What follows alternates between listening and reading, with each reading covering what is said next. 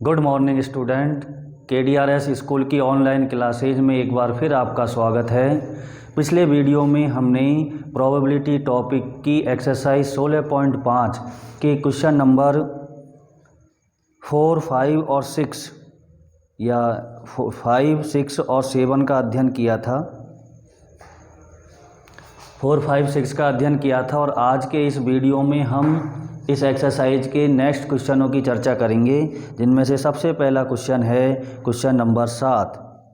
7वां question क्या है कि एक कारखाने में बने एक बल्ब की 150 दिनों के उपयोग के बाद फ्यूज होने की प्रायिकता 0.05 है। तो प्रायिकता ज्ञात कीजिए कि इस प्रकार के बने 5 बल्बों में से 4 प्रश्न हैं, एक भी नहीं, एक से अधिक नहीं, एक से अधिक और कम से कम एक 150 दिनों के उपयोग के बाद फ्यूज हो जाएगा। तो हमने प्रश्न टैली किया एक बार। क्या है कि एक कारखाना है जिसमें बल्ब बनते हैं, उन बल्बों में से 5 बल्बों को लेकर के उनकी जांच करनी है कि वो 150 दिनों के उपयोग के बाद फ्यूज होते हैं या नहीं होते। ये हमारा प्रश्न है। तो सबसे पहले प्रयोग क्या हो गया हमारे पास कि एक कारखाना में बने बल्बों में से 5 बल्बों की जांच करना। तो परीक्षणों की संख्या कितनी हो गई? n का मान कितना हो गया? 5। अब हम बात करते हैं सफलता की।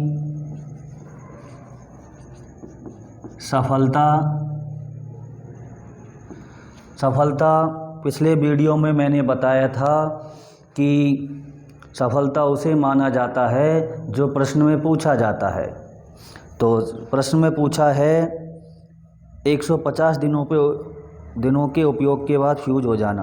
तो बल्ब का फ्यूज हो जाना, या यूँ कहें कि 150 दिनों के उपयोग के बाद बल्ब का फ्यूज हो जाना, ये हमारी सफलता है। तो मैंने कहा प्रश्न के मुताबिक मानना है।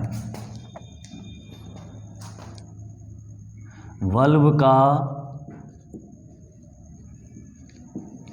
150 दिनों के उपयोग के बाद फ्यूज हो जाना,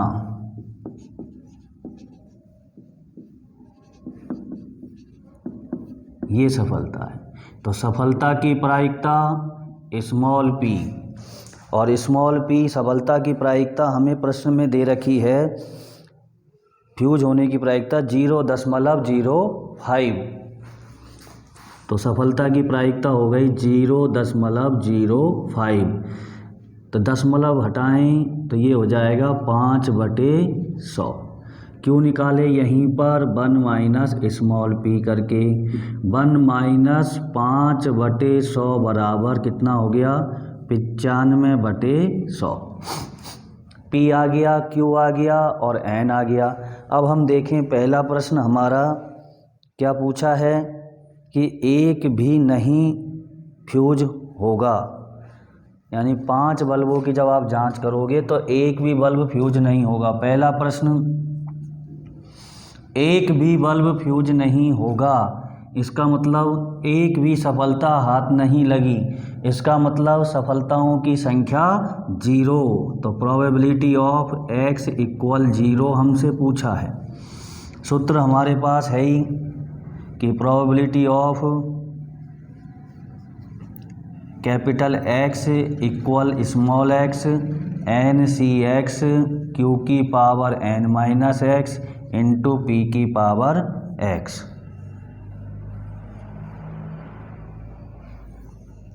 अब इसमें हम मान जमाएं।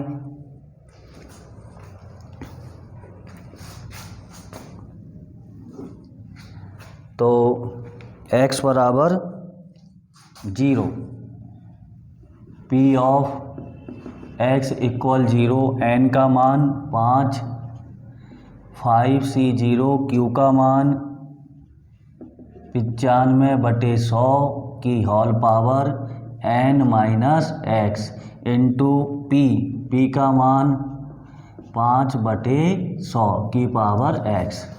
5C0 का मान हम जानते हैं, पहले भी काम में आया है, 1 होता है और 95/100 की पावर हो गया 5 और किसी की भी घात 0 हो उसका मान 1। इसको भी हम काट सकते हैं 5 से, तो ये हो जाएगा 19 बार और ये 20 बार। तो आ गया आपके पास आंसर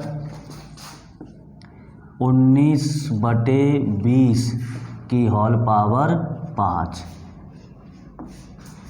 इसका मतलब कि एक भी सफलता हाथ नहीं लगे, उसकी कितनी संभावना है? 19/20 की होल पावर 5। क्वेश्चन नंबर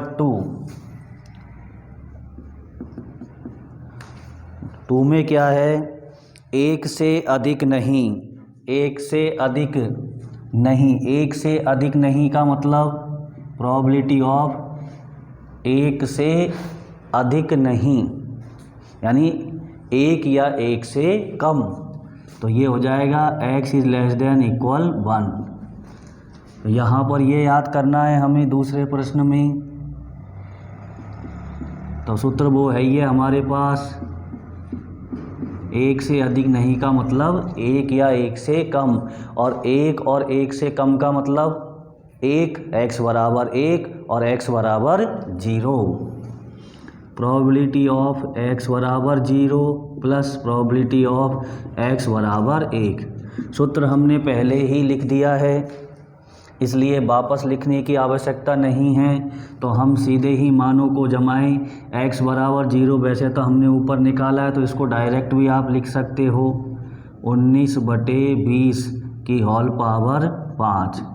इसको आप जमा दीजिए 5C1 और ये आ जाएगा Q 95/100 की होल पावर 5 - 1 और 5/100 की होल पावर 1। 5C1 का मान हम जानते हैं कि nC1 बराबर n होता है। तो इस आधार पर 19/20 की होल पावर 5, 5C1 का मान 5, 19 ये भी बन गया 20 की पावर 4, और ये आपका कितना है? ये हो गया आपके पास 1/20। फिर 5 से इसको काट दिया, 5 × 20। फिर दोनों में से क्या कॉमन आ रहा है? 19/20 की होल पावर 4। तो यहाँ से 1 रह जाएगा 19/20, यहाँ से 1/4। फिर आप देखिए ये हो गया 19/20 की होल पावर 4। 20 इसमें आपने लिया लघुत्तम, तो रह गया 19 प्लस के 5, तो कितना आया? 19/20 की होल पावर 4। ये 19 और 5 24/20, और हल करें तो 6 × 24, 4 × 6 = 24 और 4 × 5 = 20। तो ये आ गया 6/5 इंटू 19/20 की होल पावर 4। ये इसका आंसर आया। तो अब हम कैलकुलेशन को ध्यान रखें। अब तीसरा प्रश्न और देखेंगे इसके बाद। तीसरा प्रश्न क्या है हमारा?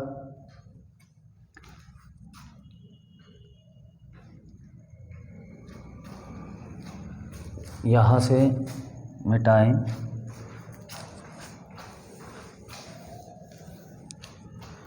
तीसरा प्रश्न, एक से अधिक नहीं। तीसरा प्रश्न है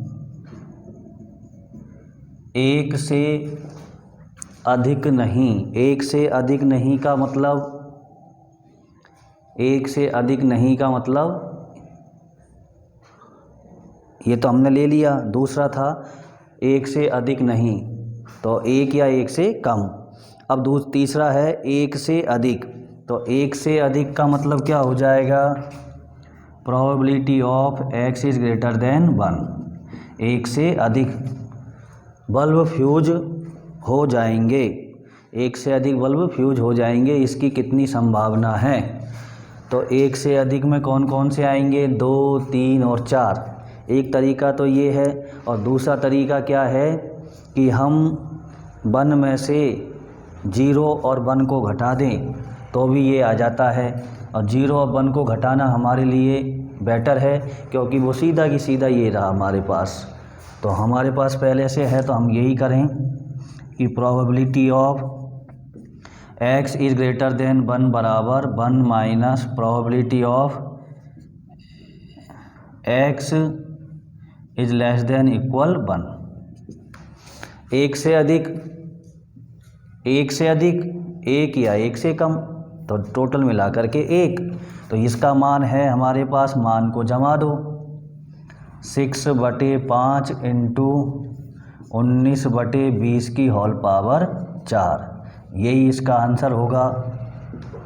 सीधा क्वेश्चन है, चाहे तो हम सॉल्व करेंगे तब भी यही आएगा, और यदि डायरेक्ट लिखेंगे तब भी यही आएगा। लेकिन यदि प्रश्न केवल ये ही पूछा जाए तो हमें पहले ये निकालना पड़ेगा, या तो यहाँ तो हमने इसका उपयोग लिया है। अगर प्रश्न केवल यही पूछा जाए तो हमें पहले इसको या तो निकालें, या फिर हम इसको दूसरा जो विकल्प है हमारा कि x बराबर 2, x बराबर 3, x बराबर 4, तीनों को योग करके भी हम इसका मान निकाल सकते हैं। इसके बाद आगे देखें सवाल नंबर इसी का चौथा पार्ट।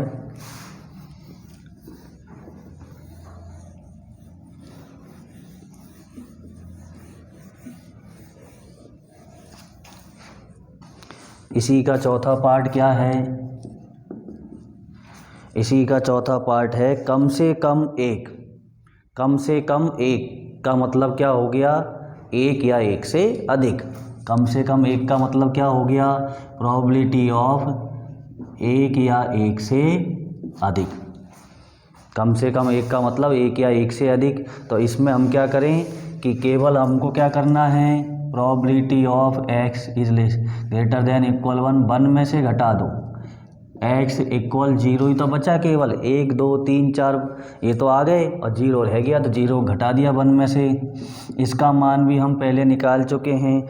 x बराबर 0 पर कितना मान था?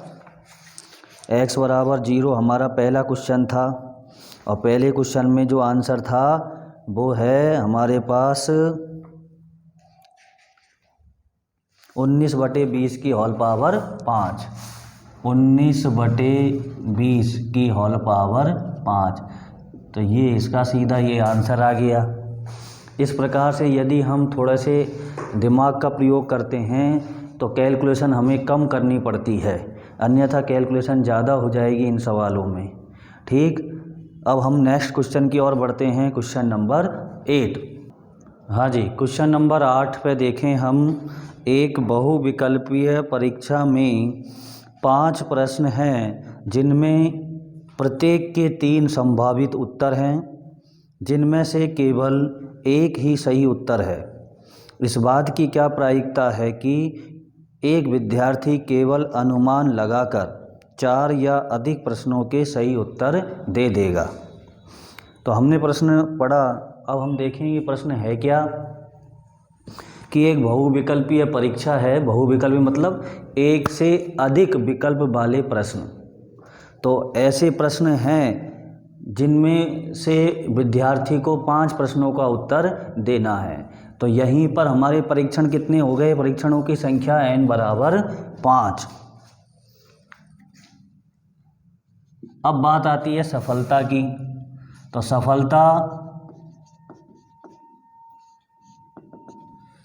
सफलता क्या है? जो पूछा है सही उत्तर देता है, कम से कम 12 प्रश्नों के 4 या अधिक प्रश्नों के सही उत्तर दे देना। तो ये सही उत्तर देना, प्रश्न का सही उत्तर देना, विद्यार्थी द्वारा प्रश्न का सही उत्तर देना, ये सफलता है।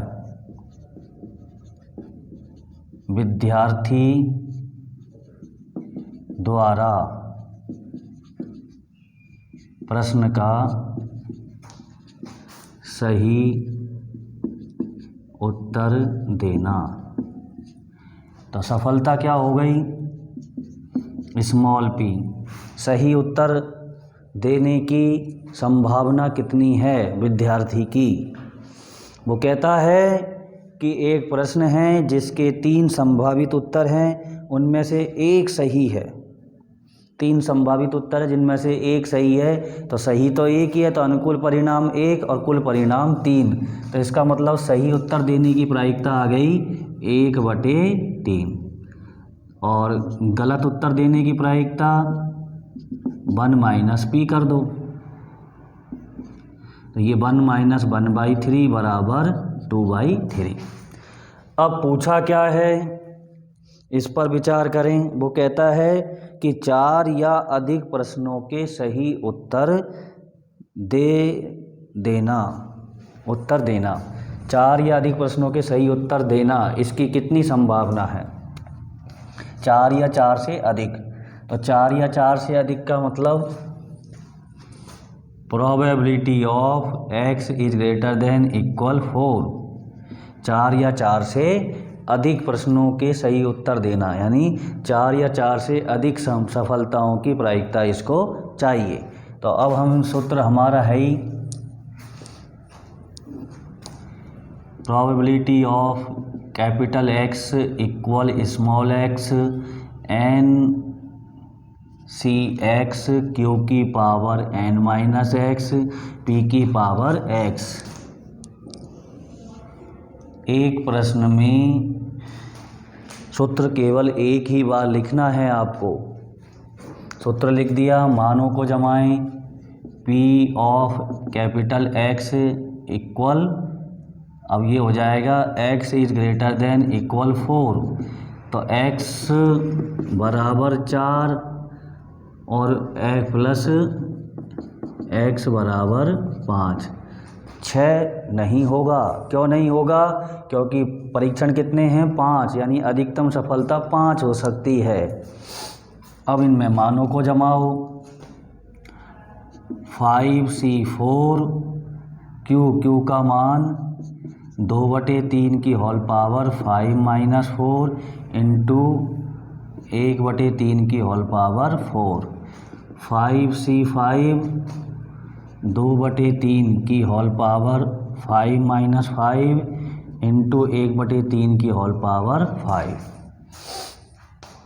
अब इनके मान हम ये जानते हैं कि n बराबर 1 होता है। यहाँ पर रख देंगे हम। तो 5c4 का मान फैक्टोरियल 4/1 इंटू फैक्टोरियल 4। ये रह गया 2/3 की होल पावर 1 और ये आ गया 1/3 की होल पावर 4। यहाँ से ये 1 हो गया, ये 2/3 की होल पावर 0 और ये 1/3 की होल पावर 5। देखिए फैक्टोरियल 5 को आप लिख सकते हो 5 इंटू फैक्टोरियल 4। फैक्टोरियल 1 का मान 1 इंटू फैक्टोरियल 4 और ये रह गया आपके पास 2/3 की पावर 5। फिर यहाँ ये भी 1, ये भी 1 और ये 1/3 की पावर 5। दोनों में से क्या कॉमन आ रहा है? 1/3 की पावर 5। तो यहाँ से रह गया 5 दूनी 10 और वहाँ से 1। ये आ गया अब 10 और 1 11/3 की पावर 5। 3 तिया 9, 9 तिया 27, 27 तिया 81, 81 तिया 243। 3 तिया 9, 9 तिया 27, 27 तिया 81 और 81 तिया 243। ये इसका आंसर हुआ। तो आ गया ध्यान में, कैलकुलेशन को सही ढंग से करना है। प्रश्न सिंपल है, तो इस प्रकार से ये सवाल भी हमारा कंप्लीट होता है। अब हम फिर नेक्स्ट क्वेश्चन की ओर बढ़ते हैं, क्वेश्चन नंबर 9। हाँ जी, अब हम देखें क्वेश्चन नंबर 9। सवाल नंबर 9 कौन सा है, पहले हम एक बार पढ़ें फिर विचार करेंगे। एक सत्य अथवा असत्य प्रकार के 20 प्रश्नों वाली परीक्षा में विद्यार्थी एक न्यान्य सिक्के को उछालकर प्रत्येक प्रश्न का उत्तर निर्धारित करता है। यदि पासे पर चित्त प्रकट हो तो वह प्रश्न का उत्तर सत्य बताता है, और यदि पट प्रकट हो तो वह प्रश्न का उत्तर असत्य बताता है। तो प्रायिकता ज्ञात कीजिए, वह कम से कम 12 प्रश्नों का उत्तर सही देता है। प्रश्न हमने पढ़ लिया। अब हम देखते हैं कि इसका प्रयोग क्या है। सबसे पहले प्रयोग, एक सत्य अथवा असत्य प्रकार की 20 प्रश्नों वाली परीक्षा में विद्यार्थी द्वारा सिक्का उछालकर प्रश्नों का उत्तर देना। तो परीक्षणों की संख्या कितनी हो गई? 20 प्रश्नों के उत्तर देगा तो 20 हो गए परीक्षण। अब बात आती है सफलता की। तो सफलता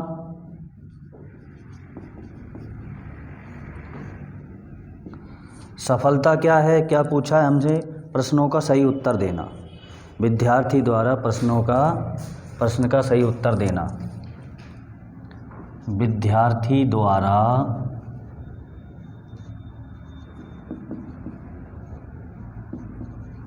प्रश्न का सही उत्तर देना।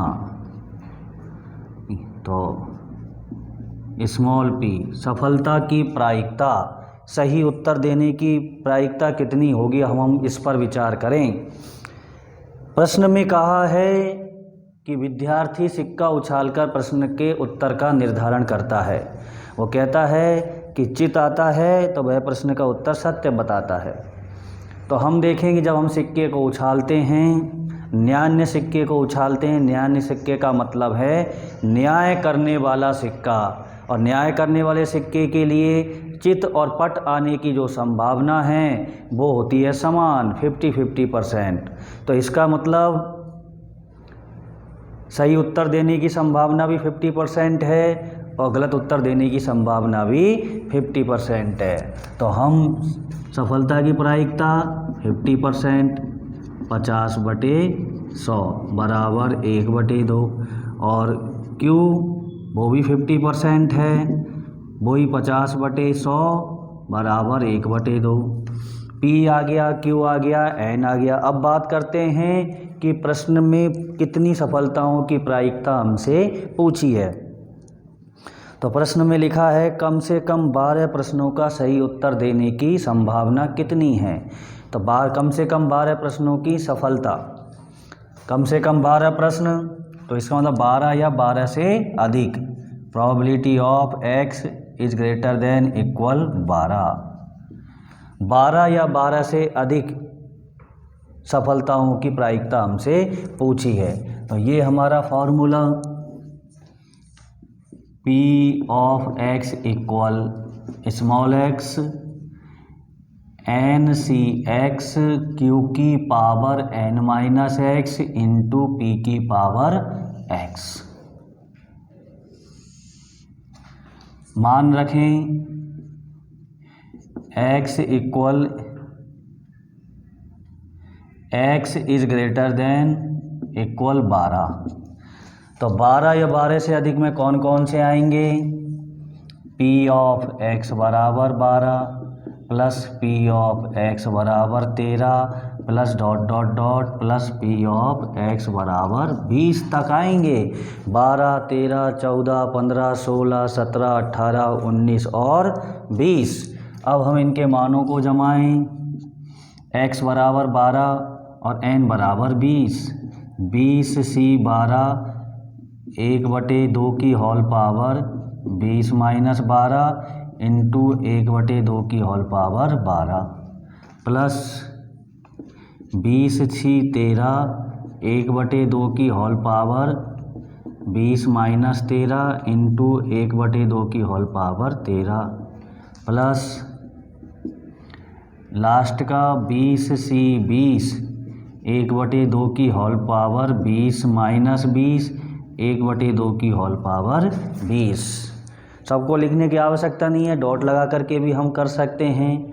ये मैंने पहले भी कहा था कि कैलकुलेशन को सरल बनाने के लिए हमें परफेक्ट प्रैक्टिस चाहिए, अन्यथा कैलकुलेशन ज़्यादा होगी। अब देखें हम क्या बन रहा है, ये 20c 12, ये देखो 12 से 12 कट गया, आधार समान है, घातें जुड़ जाती हैं तो ये 1/2 की होल पावर 20, फिर 20C 13, इसमें भी 1/2 की होल पावर 20, 13 से 13 कट गया, प्लस 20C 20, 20 से 20 कट गया, और ये आ गया आपके पास 1/2 की होल पावर 20। सभी पदों में से 1/2 की होल पावर 20 कॉमन आ रहा है, तो अंदर क्या बचेगा, 20C 12, 20C 13 dot dot dot 20C 20। अब कैलकुलेशन बड़ी है तो प्रश्न में भी वो हमसे सॉल्व नहीं करवाएगा, इसी रूप में वो आंसर को चाहेगा। तो यहाँ से हम चाहें तो और एक लाइन कि 20C 12, 20C 13 dot dot dot plus 20C 20 बटे 2 की पावर 20, ऐसा भी हम इसको लिख सकते हैं। तो ऐसे ये हमारा सवाल कंप्लीट होता है। क्या पूछा था हमसे कि एक सत्य अथवा सत्य प्रकार की 20 प्रश्नों वाली परीक्षा में विद्यार्थी सिक्का उछालकर प्रश्नों का जवाब निर्धारित करता है। तो 20 प्रश्न हैं तो परीक्षण 20 हो गए।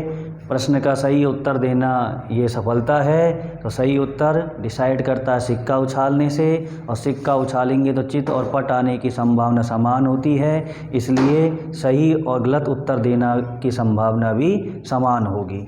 50-50% पूछा है। कम से कम 12 प्रश्नों के सही उत्तर देने की प्रायिकता।